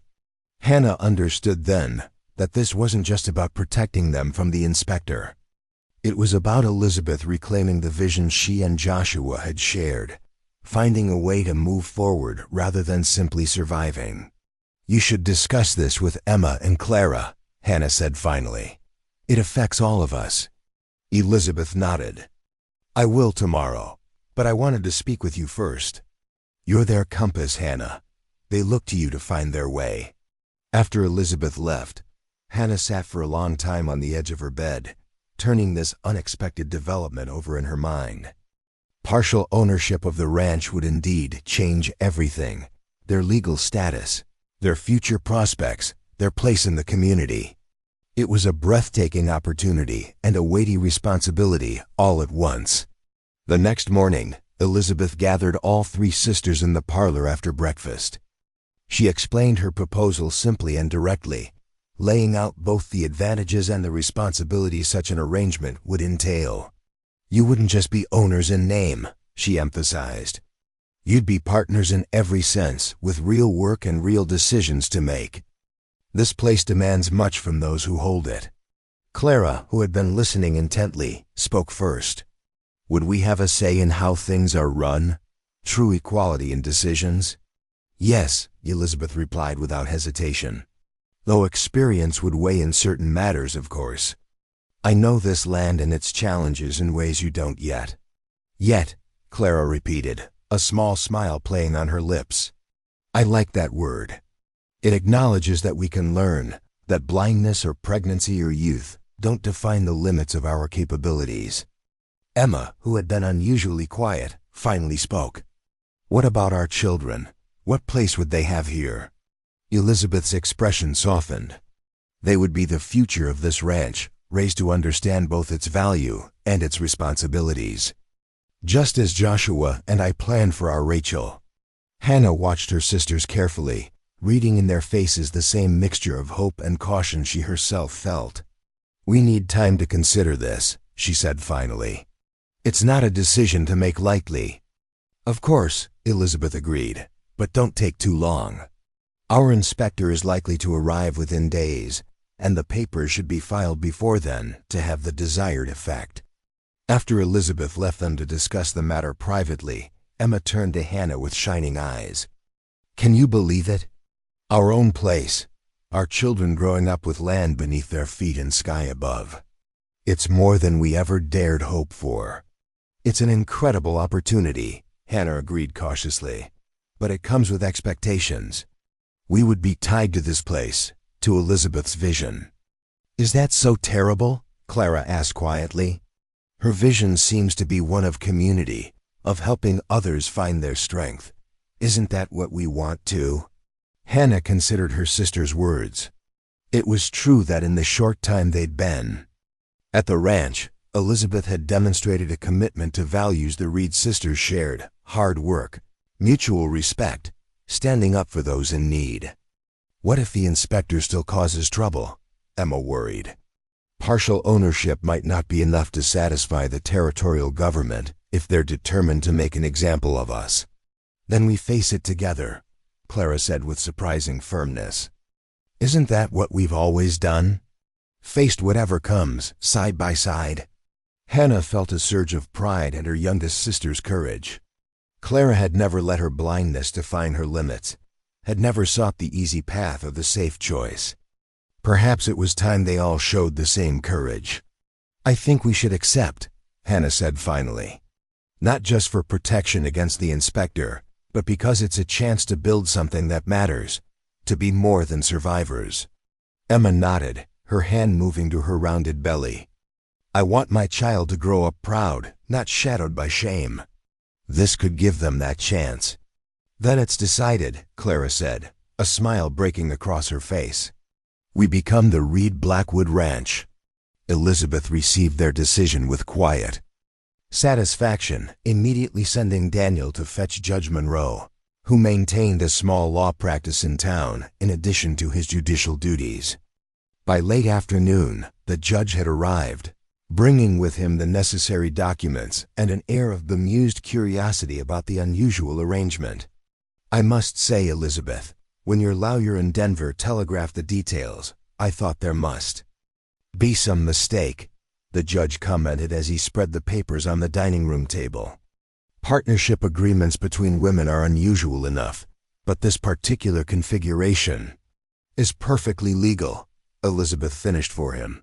As my lawyer assured you. Oh, undoubtedly legal, the judge agreed, adjusting his spectacles. Just unexpected. Though I suppose I should know better than to be surprised by anything you do. The signing ceremony was simple but profound. Each sister put her name to the documents in turn, Clara guided by Elizabeth's hand to the proper place. Judge Monroe witnessed their signatures, made copies for the territorial record, and promised to file them first thing in the morning. Congratulations, ladies, he said, shaking each of their hands in turn. You are now officially co-owners of one of the finest properties in the territory. I trust you'll continue the Blackwood tradition of excellent stewardship. After he departed, Elizabeth brought out a bottle of fine whiskey she'd been saving for a special occasion. She poured small measures for each of them, including Clara, who protested she'd never tasted spirits before. Today calls for celebration, Elizabeth insisted. Not just for the legal arrangement, but for the courage it represents. She raised her glass in a toast. To new beginnings and old promises kept. As they sipped the fiery liquid, Hannah felt a sense of rightness settle over her. They had come so far from that desperate day on the auction block, yet in some ways, the journey was just beginning. Whatever challenges the inspector might bring, they would face them not as helpless victims, but as women of substance and determination, bound together by choice rather than circumstance. Later that evening, as a spectacular sunset painted the mountains in shades of gold and crimson, Hannah found Elizabeth on the porch, her gaze fixed on the distant peaks. Thank you, Hannah said simply, joining her at the railing. Not just for today, but for seeing us as people worth saving that day in town. Elizabeth was quiet for a moment, the fading light casting her face in soft shadow. You know, Joshua used to say that the measure of a society wasn't its wealth or its power, but how it treated those at their most vulnerable.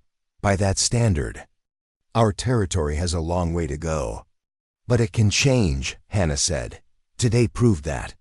Yes, Elizabeth agreed, a rare smile softening her features. One decision, one person, one family at a time. She turned to face Hannah directly. That's what this ranch has always been about, not just raising cattle or growing crops, but raising hope and growing community. As darkness settled over the valley and stars began to appear in the vast western sky, Hannah felt a profound sense of gratitude wash over her. They had been cast aside, deemed worthless by society's narrow standards. Yet here they stood, owners of land, members of a family forged not by blood, but by choice and shared purpose. Whatever the inspector might bring in the days ahead, they would face it together, no longer the desperate Reid sisters alone against the world, but the women of the Reid Blackwood Ranch, standing tall with dignity and determination.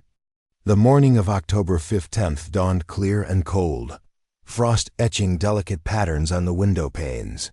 Hannah stood at her bedroom window, watching the sun paint the distant mountains in shades of rose and gold. The ranch had settled into a new rhythm in the week since the partnership papers had been signed, each sister finding her place in the daily operations. Emma, with her meticulous attention to detail, had taken over the household accounts, bringing order to the ledger Sarah had maintained with more enthusiasm than precision. Clara spent mornings in the workshop with Elizabeth, her slender fingers growing increasingly confident with the simple carving tools she'd been given. And Hannah found herself drawn to the broader management of the ranch, accompanying Elizabeth on daily rides to check fences, move cattle, and assess the condition of the land as winter approached. But beneath this growing harmony ran an undercurrent of tension. The territorial inspector had not yet arrived, but his shadow loomed over every decision, every conversation. Elizabeth had received word that Colonel Victor Harrison would be conducting the inspection, a man known for his rigid adherence to military protocol and traditional values. "He's Walsh's creature," Elizabeth had explained grimly when the news arrived. "Served with him in the war, owes him political favors. We can expect no quarter there." Now as Hannah watched the ranch come alive with morning activity, she saw Daniel riding hard up the main road, his horse lathered despite the cool air. He dismounted in a fluid motion and strode toward the house, his expression setting alarm bells ringing in Hannah's mind. She hurried downstairs, meeting Elizabeth in the front hall. "They're coming," Daniel announced without preamble. "Harrison and at least 10 militia men. They'll be here within the hour." Elizabeth's face remained impassive, but Hannah saw her shoulders straighten, her chin lift slightly, the subtle battle stance she was coming to recognize. "So it begins," Elizabeth said quietly. "Sarah, prepare the parlor for visitors. Hannah, fetch your sisters. Everyone dressed in their finest. If you please, we'll meet them as equals, not supplicants." The next hour passed in a flurry of activity. Sarah and the housegirl swept and polished, set out the good china tea service, and built up the parlor fire to ward off the morning chill. Emma and Clara dressed with care, Emma in a borrowed gown of deep blue that complemented her fair coloring and somewhat disguised her advanced pregnancy, Clara in a simple but elegant gray dress that Sarah had altered to fit her slender frame. Elizabeth herself changed from her practical ranch clothes into a tailored black skirt and crisp white shirtwaist, her hair arranged in a simple but elegant knot at the nape of her neck. She looked every inch the prosperous rancher, her bearing regal despite the worry Hannah could see in her eyes. "Remember," Elizabeth instructed as they gathered in the parlor, "you are legal owners of this property now. Harrison may try to treat you as servants or worse, but you stand as my partners, with all the rights that entails. Hold your heads high and speak the truth without apology." They heard the riders before they saw them, the thunder of hooves, the jingle of military tack, the sharp commands of men used to being obeyed. Elizabeth moved to the porch, flanked by Hannah and her sisters, presenting a united front as the territorial militia rode into the ranch yard. Colonel Harrison cut an imposing figure at the head of the column, tall and broad-shouldered, with iron-gray hair cropped close to his skull and a meticulously trimmed mustache. His uniform was immaculate, brass buttons gleaming in the morning light. Behind him rode Walsh, his thin face alight with vindictive satisfaction, and 8 militiamen whose expressions ranged from professional detachment to barely concealed disdain. "Miss Blackwood," Harrison called out, dismounting with military precision. "I am Colonel Victor Harrison, acting under the authority of the territorial governor. I have orders to inspect this property and evaluate compliance with territorial moral standards." Elizabeth descended the porch steps with unhurried dignity. "Colonel Harrison, welcome to the Reid Blackwood Ranch. I trust you've been informed that this is a legal partnership now, not solely my property. Harrison's eyes narrowed slightly. I received notice of some arrangement, yes. However, the inspection will proceed as ordered. He gestured to one of his men. Sergeant Miller will examine the outbuildings and question the ranch hands. Lieutenant Paxton will review your financial records and property documents. I will personally inspect the main house and interview all residents. You'll find everything in order, Elizabeth replied evenly. Though I must insist that any interviews with the Mrs. Reid be conducted with proper respect for their condition and status as property owners. Walsh stepped forward, his face flushed with barely contained anger. Their condition, as you delicately put it, is precisely what concerns the territorial government. Unwed mothers living in mixed company presents a clear moral hazard. Mr. Walsh, Hannah spoke up, moving to stand beside Elizabeth. Our personal circumstances are indeed complex, but they are not illegal, nor do they fall under territorial jurisdiction. We are free women and legal property owners. Walsh's expression turned ugly. You were purchased as indentured servants. This sudden partnership is obviously a ruse to circumvent proper authority. The partnership documents were filed and recorded by Judge Monroe himself, Clara said, her voice calm despite the tension crackling in the air. If you question their legitimacy, I suggest you take it up with the territorial courts. Harrison studied Clara with a mixture of surprise and reluctant respect. He clearly hadn't expected articulate opposition from a blind woman. We'll examine all relevant documents, he said finally.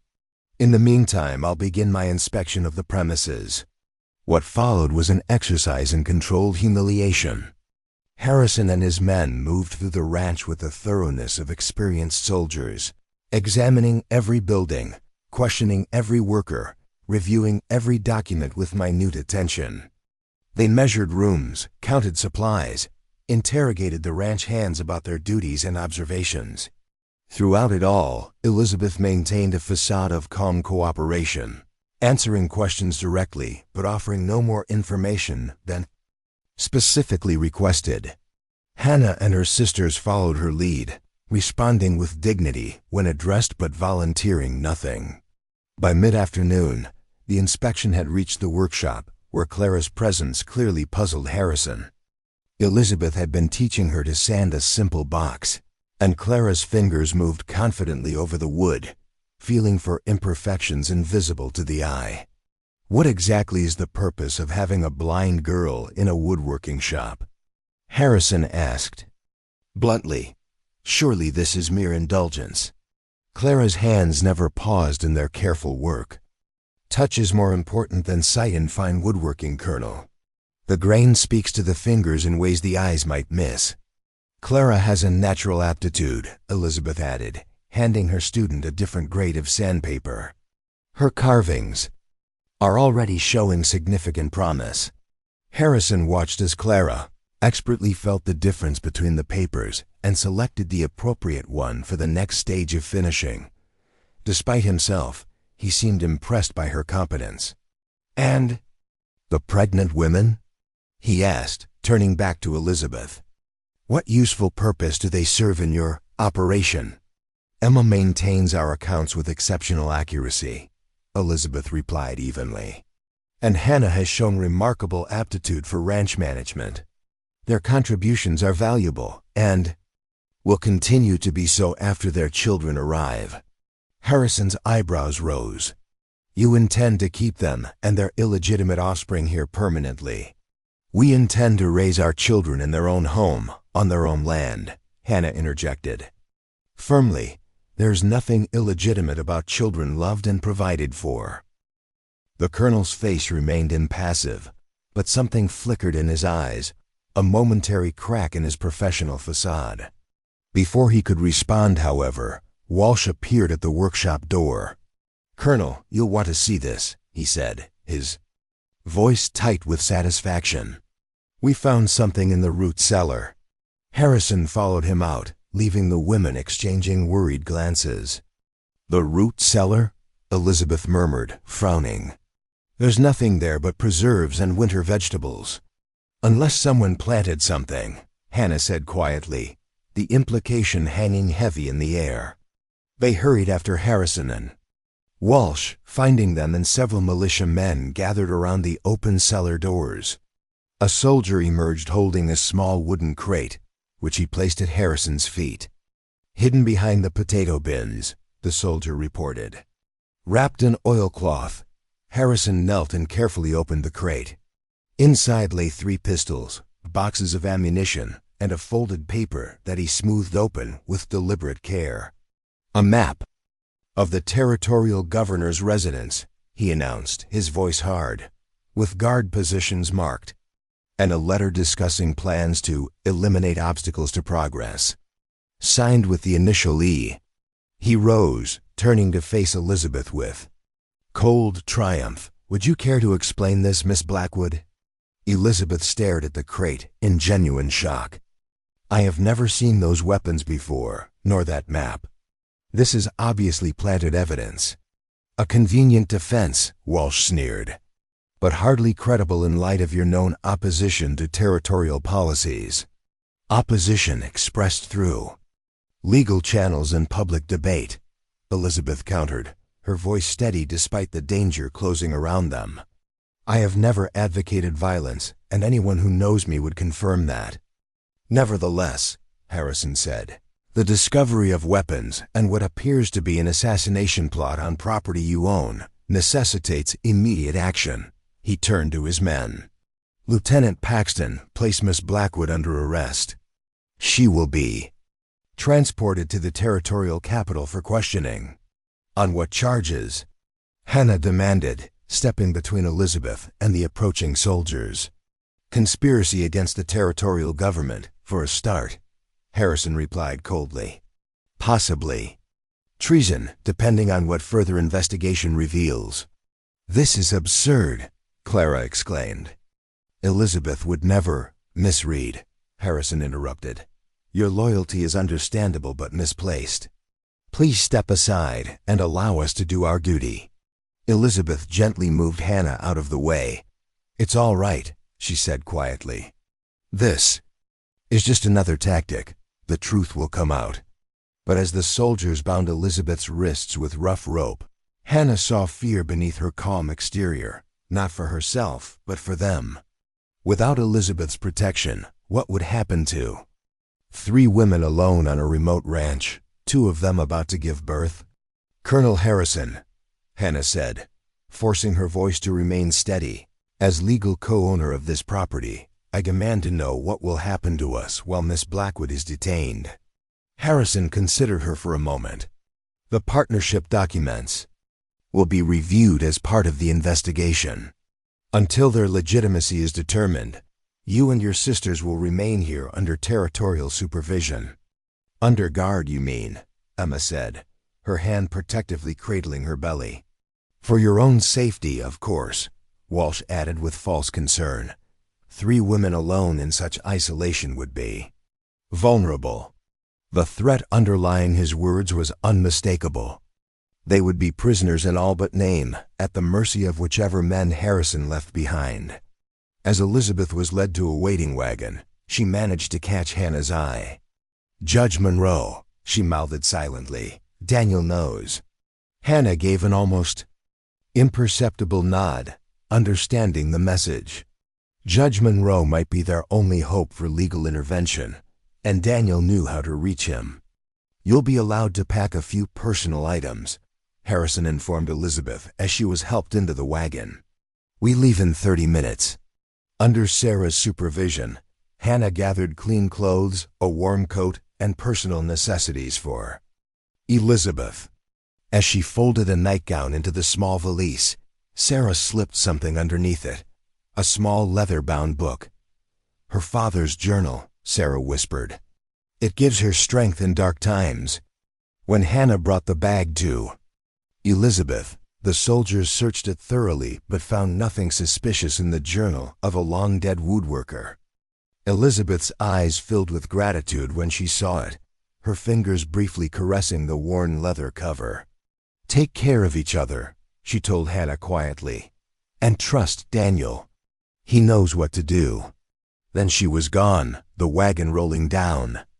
The drive surrounded by mounted soldiers, Walsh riding triumphantly beside it.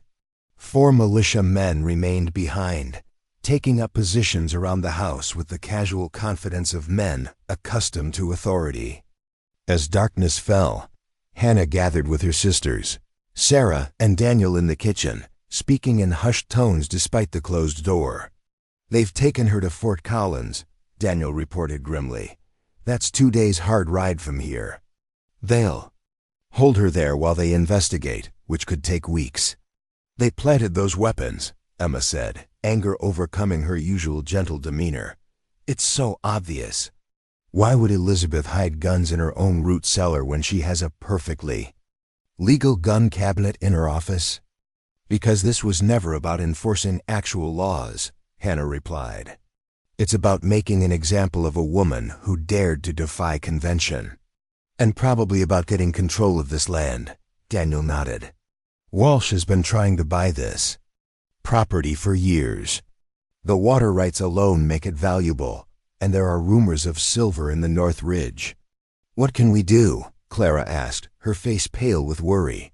"Elizabeth said to trust you, that you know what to do." Daniel looked around the table, his expression grave. "Judge Monroe is our best hope for legal intervention.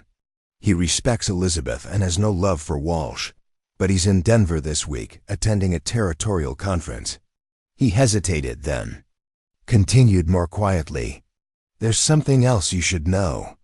Elizabeth has friends in the Shoshone tribe, including Chief White Hawk. If things get desperate, they might help." "Involving the Shoshone could make everything worse," Sarah cautioned. "The territorial militia would use it as proof of conspiracy." "Let's hope it doesn't come to that," Hannah agreed.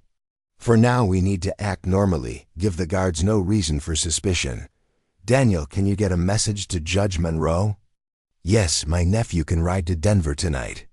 The boy's smart and knows how to avoid attention." "Good. Tell him to explain everything that's happened and ask the judge to intervene legally. If Elizabeth is right, those partnership papers should protect our claim to the ranch at least." "What about the guards?" Emma asked nervously. "They keep watching the house, watching us. We give them no cause for concern," Hannah decided.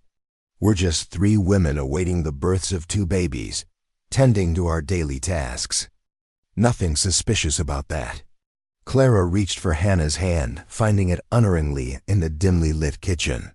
"Hannah, if something happens to Elizabeth—" "Nothing will happen," Hannah assured her, with more confidence than she felt. "Elizabeth is smart and resourceful. She'll find a way to expose this fraud." "But if she can't," Clara persisted, "we need to be prepared. Those men outside, they don't see us as people with rights. They see us as problems to be solved, inconveniences to be removed." Hannah squeezed her sister's hand, recognizing the truth in her words. "Then we'll have to show them how inconvenient we can be."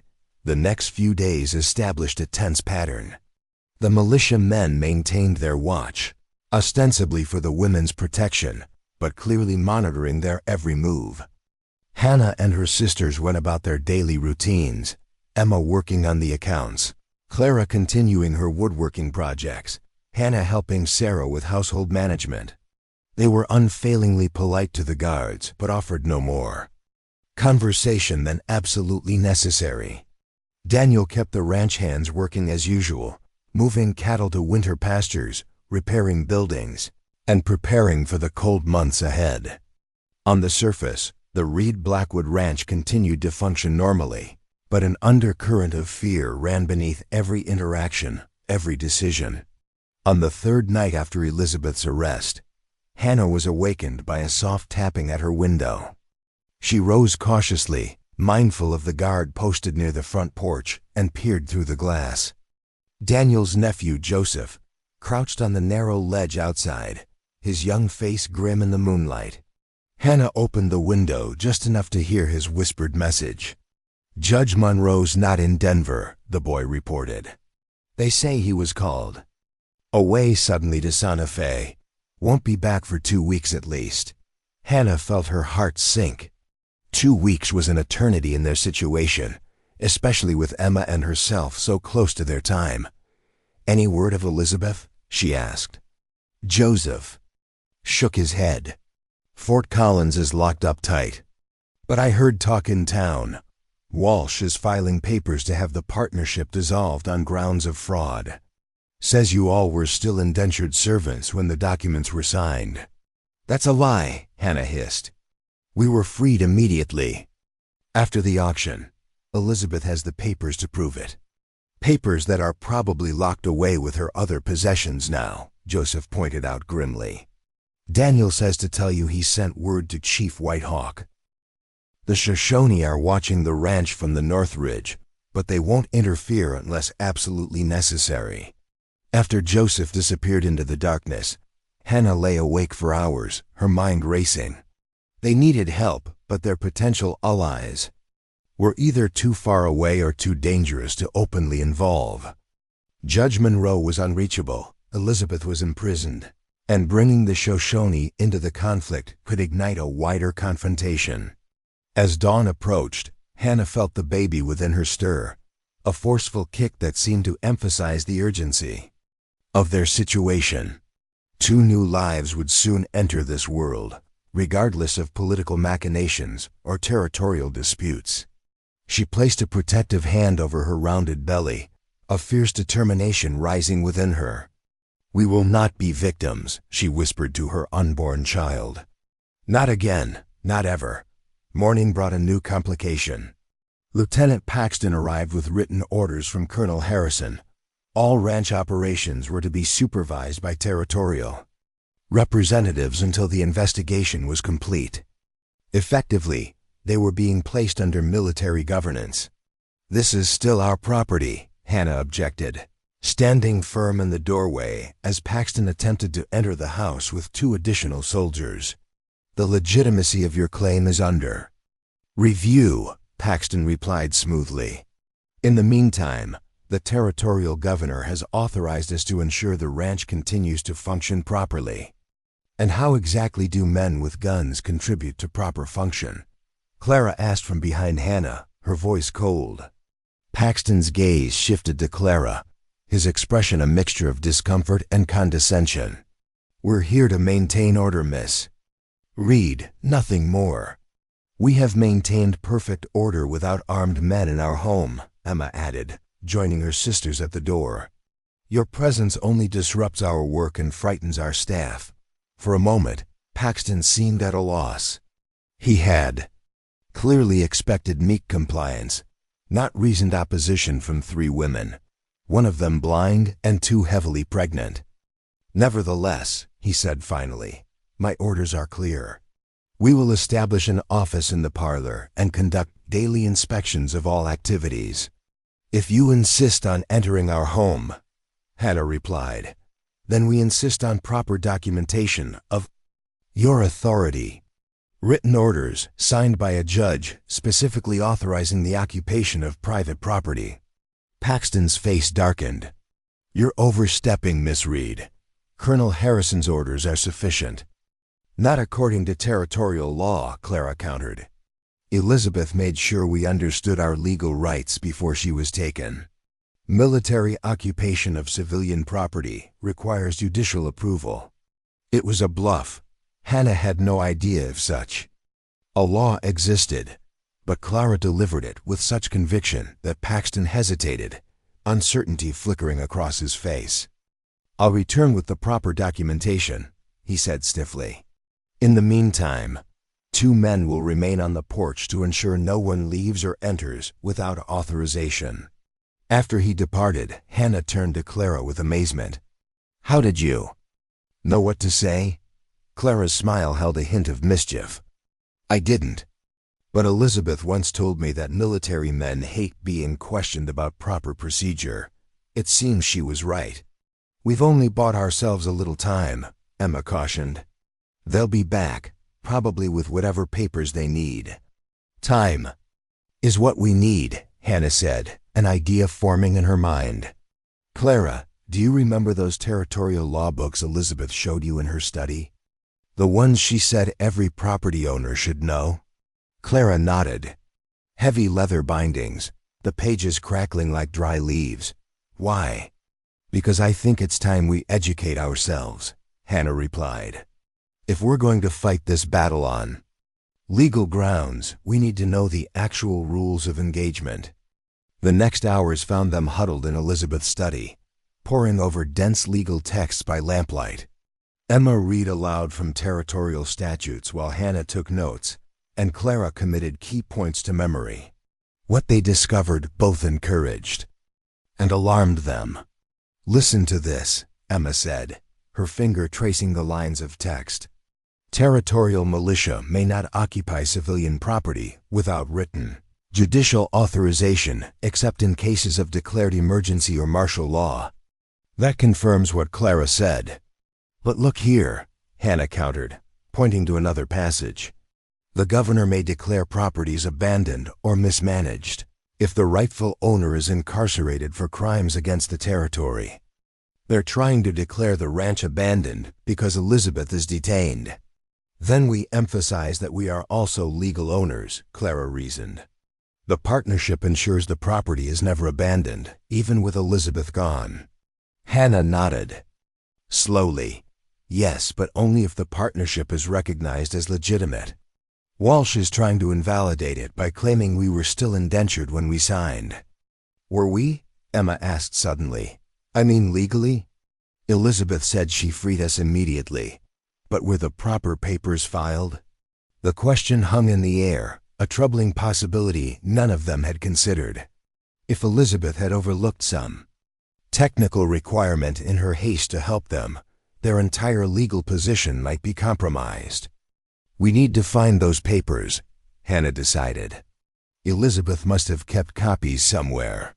They searched the study methodically, careful not to disturb anything in a way that might alert the guards to their activities. In the bottom drawer of Elizabeth's desk, locked but yielding to the spare key Sarah had provided, they found a leather portfolio containing their original indenture contracts, with released stamped across them in red ink, dated the day after the auction. She did file them, Emma breathed in relief. Look, there's the territorial seal and the registrar's signature. But will that be enough? Clara wondered. Walsh seems determined to find some technicality to use against us. We use every legal avenue available, Hannah said firmly, and prepare for the possibility that legal means may fail us. Daniel said the Shoshone are watching from the North Ridge.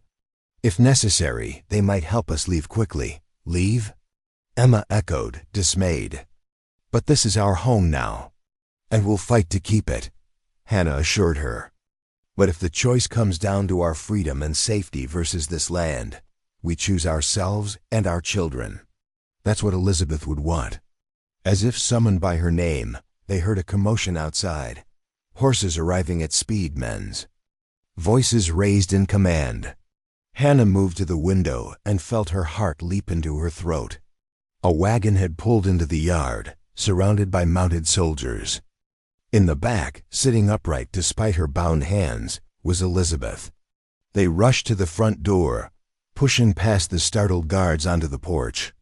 Elizabeth looked exhausted, her face pale and drawn, but her eyes blazed with undiminished determination.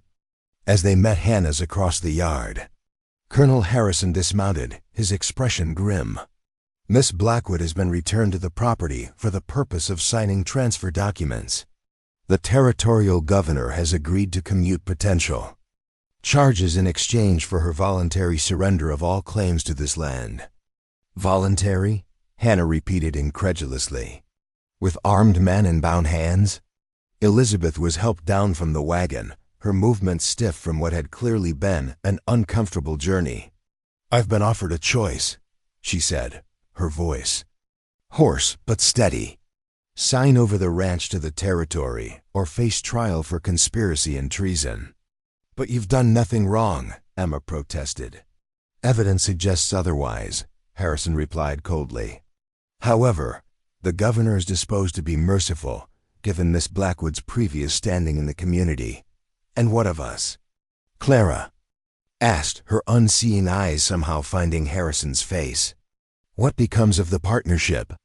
As I said before, that arrangement is under review. In the meantime, you will be relocated to the territorial home for women of unfortunate circumstances. Hannah felt ice form in her veins. The home was notorious, more prison than refuge, where unwed mothers were separated from their children and put to work in territorial laundries and sewing rooms. No, she said, the single word dropping into the tense silence like a stone.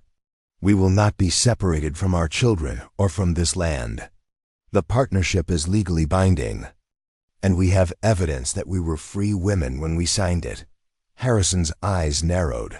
Evidence can be reinterpreted, Miss Reid, especially when those presenting it have questionable moral standing. Moral standing? Clara's laugh held no humor. You speak of morality while using armed men to steal land from women and threatening to separate mothers from their children. Perhaps you should reconsider which side of this conflict holds the moral high ground, Colonel. A flicker of uncertainty crossed Harrison's face, quickly masked. These philosophical debates are irrelevant. Miss Blackwood will sign the transfer documents, and you will prepare for relocation. Those are the governor's orders. Elizabeth, who had remained silent during this exchange, finally spoke. I would like a moment alone with my partners before any documents are signed. Harrison hesitated, then nodded curtly. 5 minutes. Inside, under guard. Up next, you've got 2 more standout stories right on your screen. If this one hit the mark, you won't want to pass these up. Just click and check them out. And don't forget to subscribe and turn on the notification bell so you don't miss any upload from us.